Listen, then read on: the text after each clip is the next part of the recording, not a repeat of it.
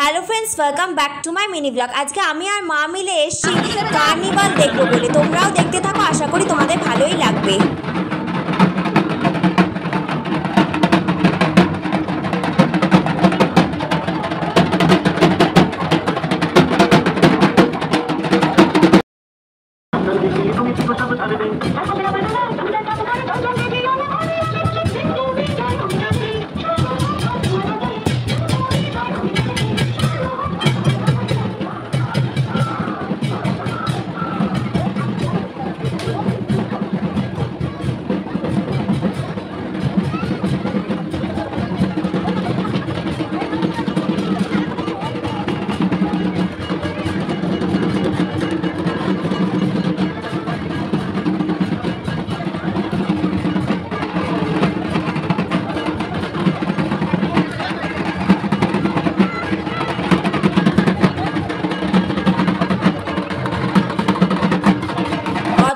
থেকেই আমাদের শ্রীরামপুরে এই কার্নিভালটা অনুষ্ঠিত হচ্ছে। আর এই বছরও দ্বাদশীর দিনে এই কার্নিভালের অনুষ্ঠানটা করা হয়েছে। অনেকের অনেক অক্লান্ত পরিশ্রমের ফলে এই অনুষ্ঠানটা করা সম্ভব হয়েছে। এই যে যেমন আশা কর্মীরা এই রকমই প্রথম দিকটা চলছিল। আর কার্নিভাল স্টার্ট হওয়ার কথা ছিল বিকেল 4টের সময়, কিন্তু স্টার্ট হতে হতে ওই 5টা মতো বাজিয়ে দিয়েছিল।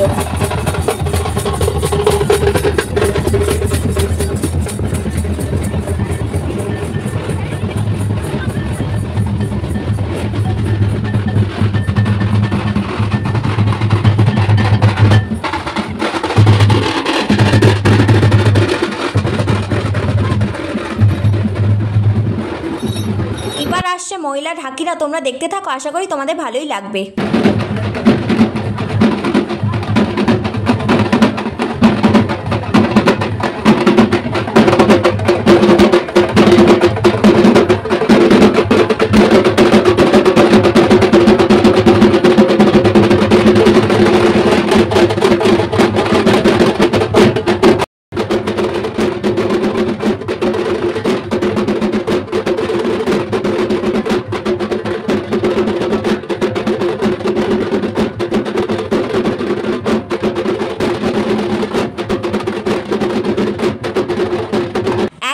ক্লাব এক এক রকম আয়োজন করেছিল, প্রত্যেককে টেক্কা দেওয়ার মতোই আয়োজন করেছে। এই যে প্রথম ক্লাব আসছে, আমি একটু স্পিডটা বাড়িয়ে দিয়েছি, নাহলে তোমাদেরও দেখতে বিরক্ত লাগবে, কারণ কোনো মিউজিক যেহেতু নেই, মিউজিকটা আমি কপিরাইটের জন্য দিইনি। আর দেখো এইরকমভাবেই এক একটা ক্লাব এসছিল, আর সবাই লাইন মেনটেন করেই আসছিল। এসে আবার মাঝখানে একটু ব্রেক দিয়েছিল, তারপর আবার আসা স্টার্ট করেছিল।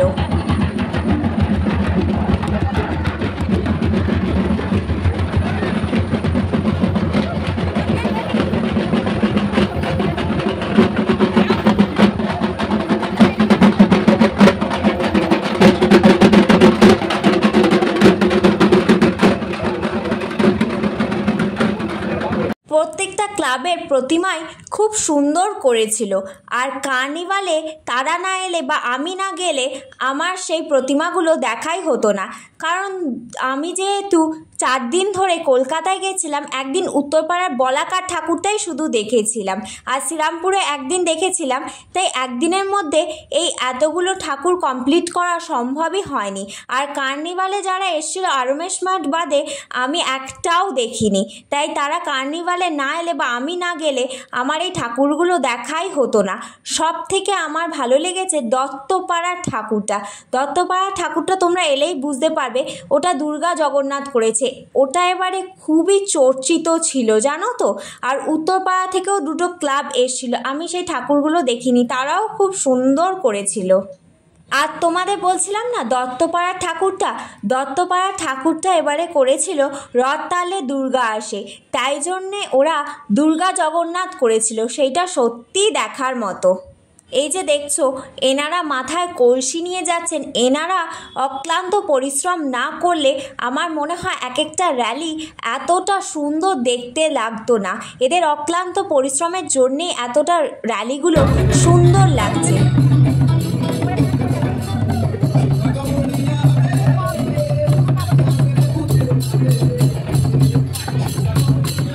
দ্বাদশীর দিন যেদিন এই কার্নিভালটা অনুষ্ঠিত হয়েছিল সেদিন মারাত্মক গরম ছিল। এতটাই গরম ছিল যে যারা সিংহ, শিম্পাঞ্জি এই রকম সেজেছিল তারা নিজেরাও ড্রেসটা খুলে ফেলছিল, গরমে তারা হাঁসফাঁস করছিল।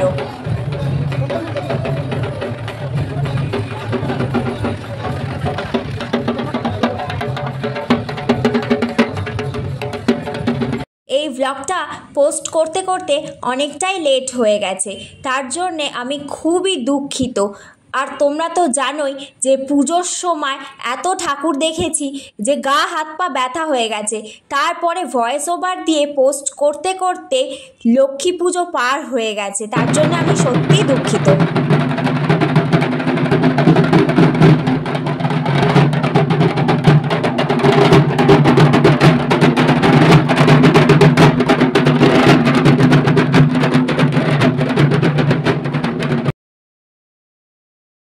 তোমরা দুর্গাপুজোয় কটা ঠাকুর দেখলে আর কোন প্যান্ডেলটা সব থেকে তোমাদের বেস্ট লেগেছে সেটা অবশ্যই আমার কমেন্টে জানিও।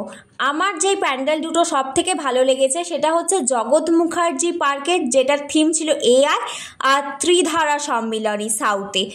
আসলে আমি যেই কটা ঠাকুর দেখেছিলাম তার মধ্যে ওই দুটোই আমার বেস্ট লেগেছে।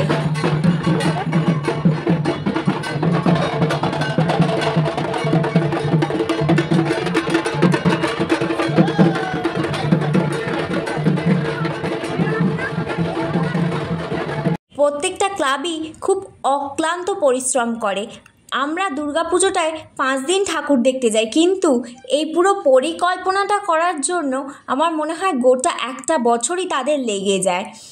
আমরা 5 দিন ঠাকুর দেখতে যাই, কিন্তু তাদের পরিকল্পনা শুরু হয়ে যায় দশমীর পরের দিন থেকে। কি থিম হবে, ঠাকুরের কি সাজ হবে, কি লাইটিং হবে, কোন থিমটা আকর্ষণ করবে, আমার মনে হয় তারা এটা না করলে হয়তো এই 5টা দিন আমাদের জন্য এতটা আনন্দের হয়ে উঠতো না। হ্যাঁ, হয়তো অনেক ক্লাবেরই অনেক ভুল ত্রুটি আছে, যেমন তারা ভিড় বাড়ানোর জন্য রাস্তাটা এত ঘোরায় যে হাঁটতে হাঁটতে পা ব্যথা হয়ে যায়, বিরক্ত লেগে যায়, কিন্তু তাদের তাও অক্লান্ত পরিশ্রম থাকে এক একটা থিমের ওপর। তাদের অনেক ছোট ছোট সূক্ষ্ম সূক্ষ্ম কাজ আমার মনে হয় তারা ফুটিয়ে তোলার চেষ্টা করে এই 5 দিনের দুর্গাপুজোর মণ্ডপের মধ্যে দিয়ে। এই দেখো, আরমেশ মাঠের র্যালিটার মধ্যে এই ছোট ছোট বাচ্চাগুলোকে সাজিয়েছে, আর যেহেতু মা এইবারে পালকিতে গমন করছে তাই ওরা একটা পালকিও সাজিয়েছে, যেটা সব থেকে আকর্ষণীয় লাগছে। আর তোমাদের আমি দেখিয়েছিলাম যে পঞ্চমীর দিনও মায়ের সাজ কমপ্লিট হয়নি, প্যান্ডেলেরও অনেক কাজ বাকি ছিল, কিন্তু ওরা ষষ্ঠীতে সবটা ওপেনিং করেছিল। আর দেখো, মাতৃ প্রতিমাও খুব সুন্দর। আমার মনে হয় প্যান্ডেলে যতটা মাতৃ প্রতিমা হাইটটা বোঝা না যায়, কিন্তু র্যালিতে যখন মা বেরোয় তখন হাইটটা ভালোভাবে বোঝা যায়। এই যে সব র্যালিগুলো এক এক করে এগিয়ে আসছে, আর তোমরা নোটিস করেছো কি না জানি না, এক একটা র্যালিতে মহিলাদের স্পেশালি আর পুরুষদেরও এক একটা কালারের আউটফিট। যেমন কোনো র্যালিতে প্রত্যেকে ইয়েলো কালার পরে আছে মহিলারা আর পুরুষরা, কোনো র্যালিতে আবার হোয়াইটে রেডের কম্বিনেশন পড়ে আছে, যেটা সব থেকে সুন্দর লাগছিল দেখতে। আর এই ঠাকুরটাও খুব সুন্দর করেছে, দেখো এক চালার প্রতিমা হলেও ছোটোর মধ্যে খুব সুন্দর। আর এখানে লাইভ পারফরমেন্স চলছিল, আর আরমেশ মাঠের র্যালিতেও লাইভ পারফরমেন্স দিয়েছিল, কিন্তু কপিরাইটের কারণে আমি সেই পারফরমেন্সটা তোমাদের সাথে শেয়ার করতে পারিনি। হ্যাঁ, তোমরা হয়তো এই ব্লগটা দেখতে দেখতে একটু বোর হয়ে যাবে, কিন্তু আমি পুরো ব্লগটাই কোথাও কোনো রকম কাট না করেই পোস্ট করেছি। হ্যাঁ, হয়তো কপিরাইটের কারণে মিউজিকটা দিতে পারিনি, কারণ এইটাই স্মৃতি হয়ে থাকবে আমার মনে হয়। যখন পরবর্তীকালে দেখব তখন মনে থাকবে যে হ্যাঁ, আমিও গেছিলাম এক বছর কার্নিভালে, কারণ প্রত্যেক বছর যাওয়া হবে কিনা সত্যিই জানি না। আর দেখো লাইটিংগুলো, এখানে অনেক লোকেই বলছিল যে এই লাইটিংগুলো নাকি জগদ্ধাত্রী পুজোয় রিসরায় চলে যাবে। আর এই যে এই ড্রেসগুলো দেখো, এই ফেয়ারি ড্রেসগুলো লাইটিং করা, সবাই আর কি হাসাহাসি করেই আর কি বলছিল যে পরের বছর পুজোয় এই ড্রেসটাই না ভাইরাল হয়ে যায়। আর এই দেখো শিব ঠাকুরের লাইটিংটা, এইটা সব থেকে ভাল লাগছিল।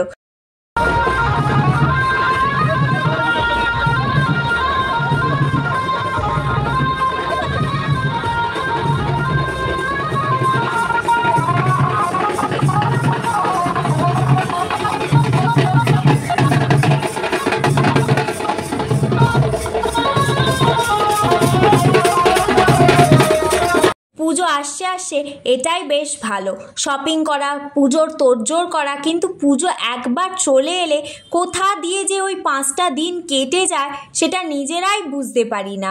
আর সত্যি কথা বলতে পুজোটা চলে যাওয়ার পর মনটা এত খারাপ হয়ে যায়, পুজোর আনন্দটা অতটা না লাগলেও বড় হয়ে গেছি বলে হয়তো এখন আর আনন্দটা লাগে না, কিন্তু পুজোয় ঠাকুর যখন বিসর্জন হয়ে যায় সেই মন খারাপটা কিন্তু কনস্ট্যান্ট। এই যে নিজেরও একটু ভিডিও করে নিয়েছি, আর দাঁড়িয়ে ঠাকুর দেখতে দেখতে টায়ার্ড হয়ে যাওয়ার কারণে একটু লেজও খেয়ে নিয়েছি, আর খিদেও পেয়েছিল। এই যে পরপর র্যালিগুলো আসছে, মাঝখানে কিন্তু অনেকটা করে গ্যাপ দিয়েছিল জানো তো, ওই গ্যাপে আরও বিরক্ত লাগছিল। আর তোমাদের বলছিলাম না দত্তপাড়ার ঠাকুরটা এবারে রথতালে দুর্গা আসে করেছিল, এইটাই সেই ঠাকুরটা। এই ঠাকুরটা নিয়ে এবারে শ্রীরামপুরে খুবই চর্চা হয়েছিল, আর খুবই মানে এই ঠাকুরটা দেখার জন্যে লাইনও পড়েছিল। এই ঠাকুরটা আমি যদিও বা দেখতে যাইনি, এটা আমি কার্নিভালেই দেখছি, কারণ এত গা হাত পা ব্যথা হয়েছিল যে এইটা দেখতে যাওয়ার সময়ও হয়নি, আর হাত পা ব্যথা হওয়ার কারণে আর যাওয়ার ইচ্ছেটাও ছিল না। আর তারপরে দেখলাম যে কার্নিভালে চলে এসে এখন তাহলে আর যাব কেন। এটা খুব সুন্দর করেছে, দেখো জগন্নাথ দুর্গা, যেমন দুর্গা ঠাকুরের 10টা হাত থাকে সেরকমই আছে, শুধু মুখখানা জগন্নাথের মতো। এই যে একের পর এক ঠাকুর আসছে, আর একেবারে এখান থেকেই ডাইরেক্ট বিসর্জনে চলে যাবে, যেমন শেওড়াফুলি ঠাকুরগুলো শেওড়াফুলিতে চলে যাবে, সেই রকমভাবে মায়েশের ঠাকুরগুলো মায়েশে ফিরে এসেই বিসর্জন হবে, যার যার গঙ্গার ঘাটেই বিসর্জন হবে। কিন্তু এই যে মায়েশ বঙ্গলক্ষ্মী বাইলেনের ঠাকুরটা দেখো আসছে, এই ঠাকুরটাও মোটামুটি খুব সুন্দর করেছিল। 17টা ঠাকুরের কার্নিভাল হওয়ার কথা ছিল, কিন্তু 17টা শেষ হয়ে গেছিল, আর এবারে আমার মনে হয় খুব তাড়াতাড়ি কার্নিভালটা শেষ হয়ে গেছিলো। আর এই যে দেখো এই ঠাকুরটা হাতে করে এরা রোটেট করছে, এত ভালো লাগছে দেখতে, কিন্তু আমার সামনে যখন এলো তখন একবারও ঘোরায়নি, এটা ওখানেই ঘোরাচ্ছিল, তারপরে আবার দূরে গিয়ে ঘোরাচ্ছিল। আর এই ঢাকের আওয়াজটা, এটা বোধহয় ইমোশন আমাদের বাঙালিদের কাছে। আর এই কাশফুল, এটা তো দুর্গাপুজো ছাড়া দেখাই যায় না। আর এই কার্নিভালের অনুষ্ঠানটা শুরু হয়েছিল মায়েশের শানপিড়ি মাঠ থেকে, আর শেষ হয়েছিল বটতলার মোড়ে গিয়ে। মায়েশের শানপিড়ি মাঠে ঠিক একটু আগেই স্টেজ করেছিল, ওখানেই যারা যা লাইভ পারফরমেন্স দেওয়ার ওখানেই করছিল, যেহেতু ওখানেই জাজমেন্ট হচ্ছিল। আর পুরো রাস্তাটায় কোনো লাইভ পারফরমেন্স হয়নি, শুধু মিউজিকগুলো চলছিল, আর তাছাড়া সেরকম কিছুই করেনি। আর আমি যখন গেছিলাম তখন মায়েশের শানপিড়ি মাঠ অবধি যাওয়া যাচ্ছিল, কিন্তু আবার ব্যাক করে চলে আসতে হচ্ছিল, তার জন্যে আমি আর যাইনি।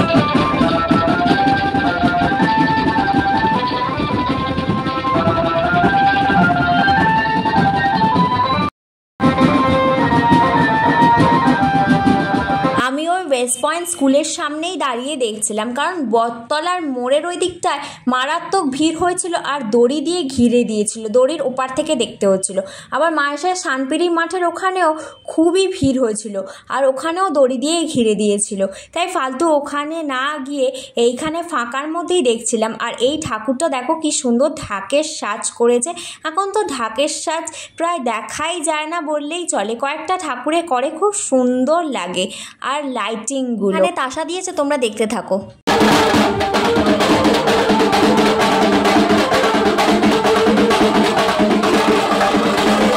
তোমরা যদি শ্রীরামপুরের কাছাকাছি থাকো তাহলে তোমরা এক বছর দেখতে আসতেই পারো, আশা করি তোমাদের ভালো লাগবে। আর এই ঠাকুরটাই লাস্ট ছিল, বাড়ি যাওয়ার পথে ঘটি গরম খেতে খেতে বাড়ি ফিরে এলাম। এই ব্লগটা ভালো লাগলে অবশ্যই আমার চ্যানেলকে লাইক, কমেন্ট, সাবস্ক্রাইব ও শেয়ার করতে একদম ভুলো না।